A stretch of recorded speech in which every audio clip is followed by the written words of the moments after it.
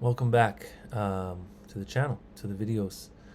It's been a long summer, and we are back now. I haven't really done a video in a while.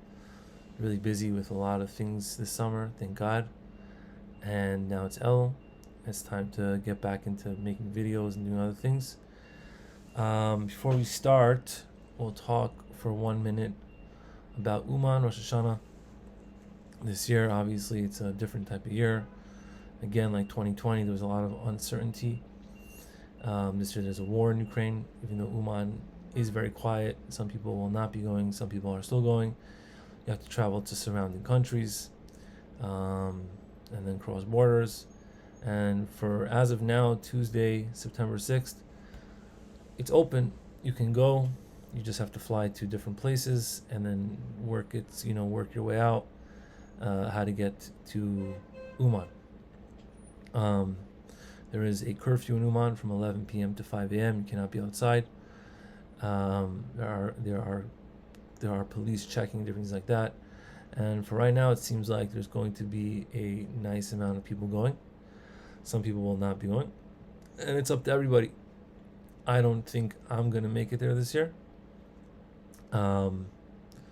Yeah, I mean, I don't want to get into so much why me, but yeah, just that's what I'm probably going to do. I'm probably going to stay here in Israel for Rosh Hashanah. But I guess whoever could go should go. And hopefully everything will be safe over there. But we are going to start reading again now. We made a video.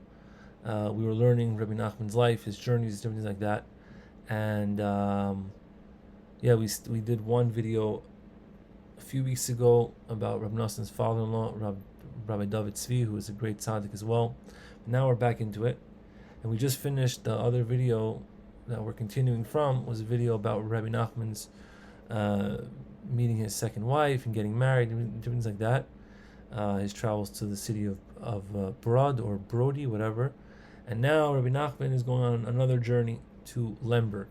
Lemberg today is known as the city of Lvov, which is all the way in western Ukraine, close to the border of Poland and places like that, I believe.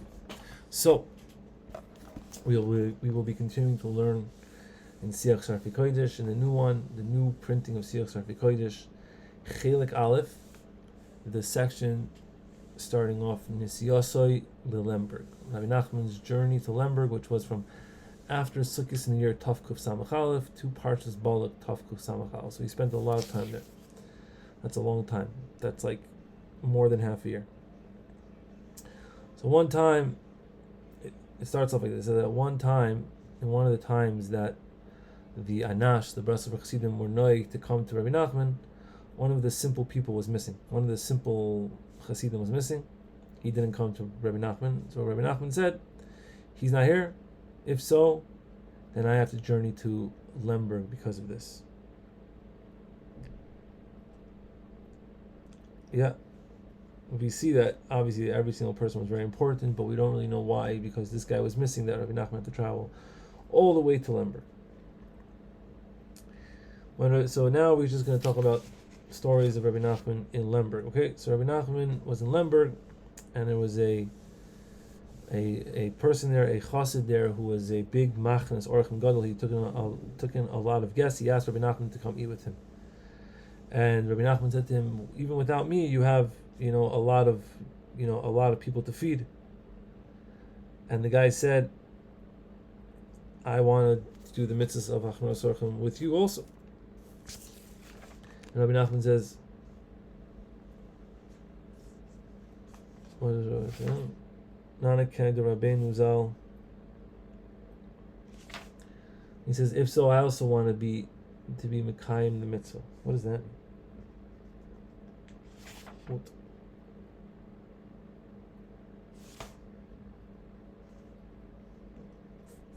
I'm not sure what that. I guess this guy was pressuring Rebbe Nachman to come eat with him. So Rebbe Nachman finally decided, okay, fine, I'm going to come eat by this guy for one meal, and he went to him.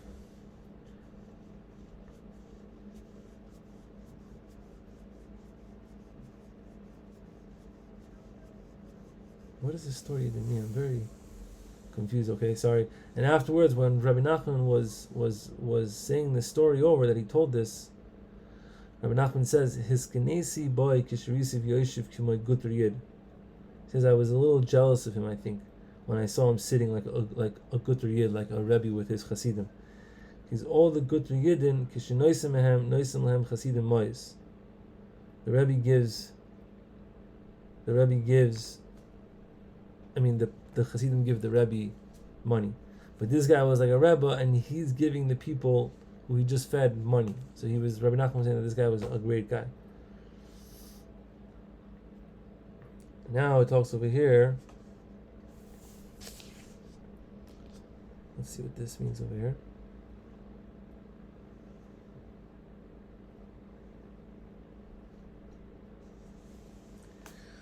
After Rebbe Nachman came back from Eretz Yisrael, I don't know whether they also include this section over here. It says after Rebbe Nachman came back from Eretz Yisrael, he had a great hishtoikius to go back to Eretz Yisrael. Kasher avosinu sipru lanu. This was okay. So this is like a different piece from a different sefer, which is Rav Asher Zelig from the father of Rav Alter Teplker, who said over the story. He says that when he was sitting in Lemberg.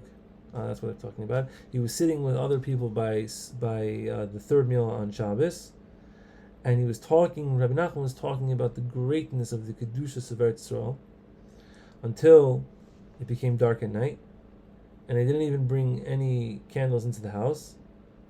And the people who were there, who were sitting next to Rebbe Nachman, they saw that Rebbe Nachman was like talking such deep things and talking with so much asayas, so much love for Eretz Yisrael and so much stuff, like he was almost about to die. And they screamed to bring a candle to the house, and they did, and they woke him up. He was able to, what's it called? That they were able to save Rebbe Nachman's life because he was talking about it in so much. I think there's another story about who it was exactly who bought the candle, and okay, we'll see. I think it's going to be over here. So Rebbe Nachman told Shiner, when Rebbe Nachman told Shiner was in the city of Lemberg, this is after Rebbe Nachman's time, right? He was very thirsty on Shabbos morning after the meal, and he went into the house of the Rav of the city to drink by him tea. And they started talking, and he said, "Where are you from?" And he was scared to say that he was from Breslov. He said, "From Tulchin." And the Rav asked him, "Where is that?" And he says, "It's close to Breslov." So the Rav says, "Maybe you know this guy whose name is Nassan, Chassid Breslov." And Rabbi Nachman understood that this guy is not a misnagid, and he told him that he's a Talmud of Rav Nassan of Breslov. So Rav Nachman told Shiner the Talmud of Rav Nassan of Breslov, and this Rav of the city now of Lemberg told him a story about how he got to know Rav Nassan. He says that his father was a Rav in Lemberg, and when Rabbi Nachman was in Lemberg, when Rabbeinu was in Lemberg, he was just a young avrech, learning whatever. And Rabbi Nachman was staying not far from the house, and they would go into Rabbi Nachman. And he didn't talk so much because of his sickness. He had his lungs, whatever. But if he did talk, there was something to talk about. Obviously, there was something to listen to. So when he was exactly befrat kishesiper ma'aseh Eretz Yisrael, when he's saying that when Rabbi Nachman told over a story from Eretz Yisrael, the whole entire city would come and listen to it. And one time, this is a continuation of the last story about the third meal. When they were sitting by the third meal on Shabbos, Rabbi Nachman says, "I'm going to tell you a story from Eretz Yisrael." And Rabbi Nachman told the story, and Rabbi Nachman got to a level of Islavas and Dveikus Gedolah until he almost died. It was very dark, and this Avrech, who was this Rav, I guess now, Hikir v'hergish shekarvli yitzias nishmasoi. He saw that it was almost that Rabbi Nachman's neshama was about to leave him, and he bought a candle. It was already after Shabbos was over, to stop Rabbi Nachman from telling the story. And the Dvekis stopped, and Rabbi Nachman returned to his normal self, and after this, Rabbi Nachman gave him thank you.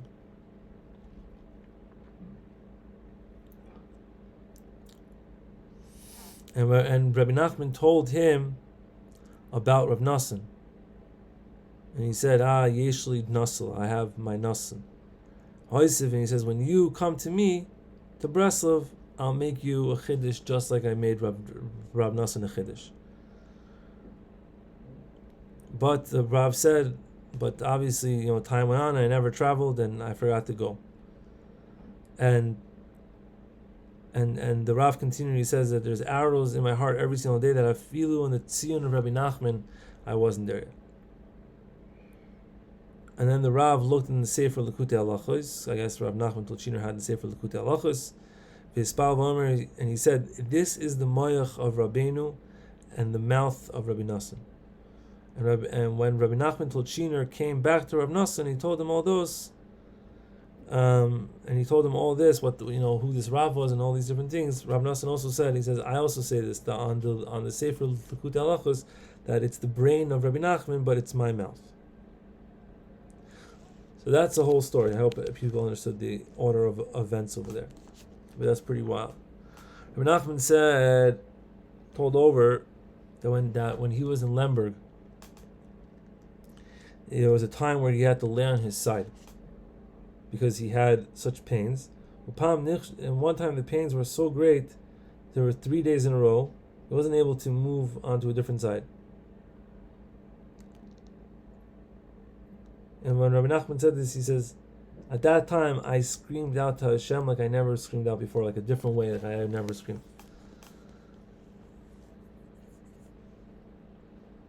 And then I don't even remember the story. He says, Va'az Boilav HaRabbi Aaron Metitiev. And then Rabbi Aaron of Titeyev, who was the Nechet of the Baal Shem Tov, he was a son of Rav Tzvi Hirsch, who was the son of the Baal Shem Tov.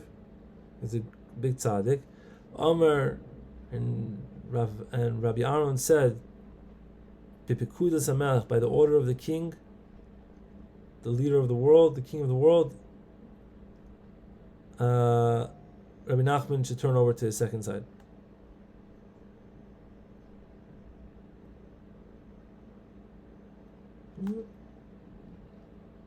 Hold on one second.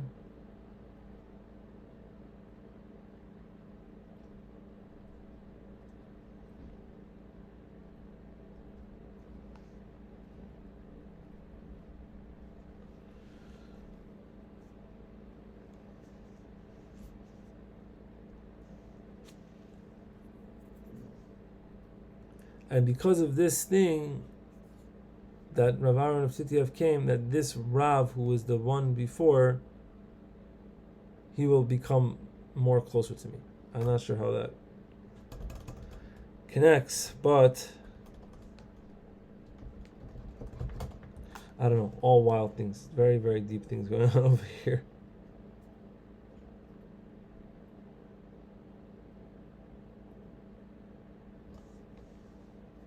I'm not sure which Rav he's talking about. But anyway, let's keep going. But anyway, that's what happened over there. Alright, we're almost finished this little one, and then we're going to turn into some good sayings from Rebbe Nachman. Rav Nassan always was looking for any knowledge from Rabbeinu that was, that he didn't know about. And when Rav Nassan was in Lemberg in the year Taf Reish, after Rebbe Nachman died, obviously, he went to the great doctor of Rebbe Nachman. I guess it was a doctor that treated him, and he wanted to know if he knew anything about Rebbe Nachman that he remembered. And the doctor says, he said that it's been a very, very long time, but I don't really know so much that he said, but I do remember that he was a Chacham Gadol Umuflag b'Maile Ma'oid Ma'oid. And he told Rav Nassan many shvachim of Rebbe Nachman.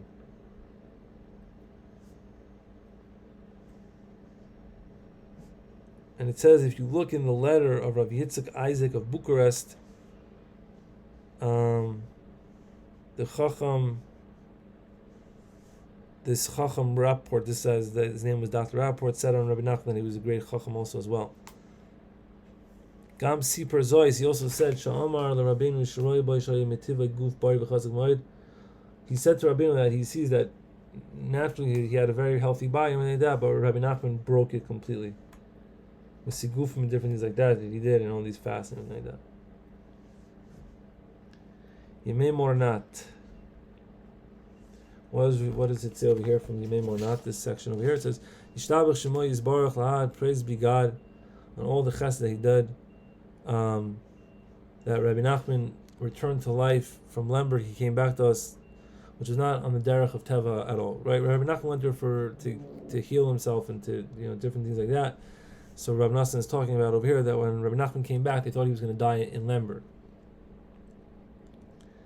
Because the doctors there said it's impossible for him to live more than 1 month. And he can't even go back to whatever, Breslov or anything like that. But Hashem did Nisim and Neflais, and he came back to his house, and he lived after that 2 years and a little bit more. And in those 2 years, he brought us even more close to Hashem and revealed many Torahs and Sichos and everything like that. And even though he was very weak, he was still Isaac with us every single day, and all the different worlds with Tikkunim Neflaim. That is a section of Lemberg. There's more that goes into it if you want to look more in Chaim Ran. You should really learn Chaim Ran more. Chaim Ran is mamish the deepest sefer. And okay, the next section is called Yigiyasei V'Tirchasei Ba'Avodas Hashem. Rebbe Nachman's, like all of his Avodas Hashem that he did. We'll just read the first two, just to give a little thing for next week. So Rabbi Yisrael Karduner writes in a sefer here called Emunas Uman, Lamed Ches. He says, I heard from Anash that Rabbeinu fasted 18 times from Shabbos to Shabbos in 1 year. And he also said afterwards that if he would have known that with his spoidus you could do everything, lefoil hakol, you can do anything you want with his spoidus, I would not have, Rebbe Nachman said, I would not have destroyed my body so much. And he says, and we also heard Rav Alto Tepiker. Now, this is each section. They have a little parentheses over here, like where they collected this. Siach Sharach is a collection of many different sayings, everything like that. So they say different things from each person. So here, it's from Rav Alto Tepiker in the Hakdama of the Sefer Hishtapchus HaNefesh. He says that I heard that Rebbe Nachman said at the end of his days that if I would have known in my younger days what I know now about what you could do through his spoidus, I would not have done any of the sigufim at all and all these different things. All right, so that was today's video, and next week hopefully we'll do more videos, and we'll continue and more updates about Uman, and not so much to update really, just go. You know what I'm saying? That's really what it is. It doesn't need to be complicated, and everything should be good.